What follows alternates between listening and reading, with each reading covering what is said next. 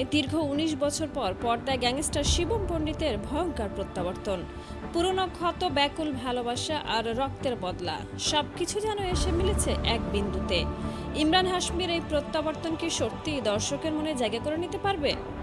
গল্পের শুরু কচ্ছের এক নিঃসঙ্গ গ্রামে।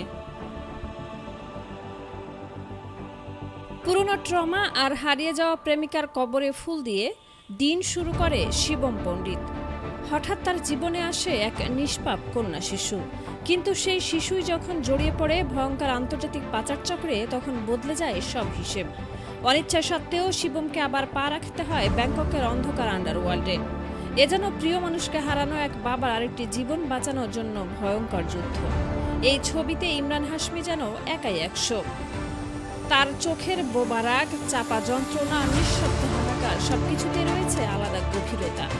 কাদামাখা মাঠে নগ্ন শরীরে স্ট্রিট ফাইট থেকে শুরু করে পেশাদার খুনির মতো সাবলীল বন্দুক চালানো, প্রতিটি অ্যাকশন দৃশ্যেই ইমরান বুঝিয়ে দিয়েছেন কেন তার স্ক্রিন প্রেজেন্স এখনও এতটা শক্তিশালী।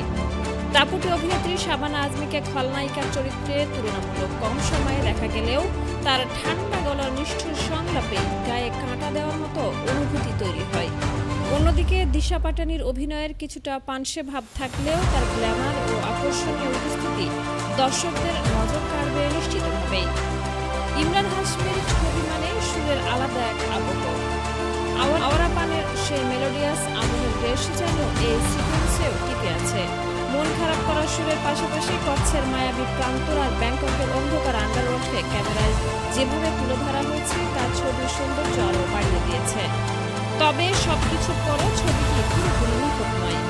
প্রথমার্ধের টানটান উত্তেজনা থাকলে দ্বিতীয়ার্ধে এসে চেনা ও কিছুটা গতানুগতিক চিত্রনাট্যের কারণে ছবিটি গতি হারায়। তবে ব্যাংকক পুলিশের হাত থেকে শিবমকে বৌদ্ধ সন্ন্যাসীদের বাঁচানোর সে আবেগঘন দৃশ্যটি নিঃসন্দেহে ছবির অন্যতম মাস্টার স্ট্রোক, আর ভক্তদের জন্য সবচেয়ে বড় চমক। পুরো ছবিতে ইমরান হাশমি একবারের জন্য কোনো রোমান্স বা ঘনিষ্ঠ দৃশ্যে দেখা দেননি, তো সেটি দিয়ে অনুযোগের সুযোগ খুব একটা নেই। কারণ দুর্দান্ত অ্যাকশন, মেলোডিয়াস গান এবং ইমরান হাশমির দুরন্ত স্ক্রিন প্রেজেন্স ছবিটিকে শেষ পর্যন্ত দর্শকের মনোযোগ ধরে রাখতে সক্ষম।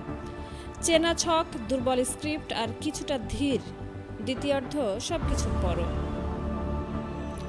শিবম পণ্ডিতের এই প্রত্যাবর্তন কি ইমরান হাশমির ক্যারিয়ারে নতুন অধ্যায়ের সূচনা করবে, নাকি ১৯ বছর পর ফিরে এসেও পুরনো গ্যাংস্টারের গল্প আটকে যাবে চেনা গল্পের গণ্ডিতে? সেটার উত্তর দেবে দর্শকরাই। আপনার কাছে কেমন লেগেছে ইমরান হাশমির এই প্রত্যাবর্তন? কমেন্ট করে জানিয়ে দিন।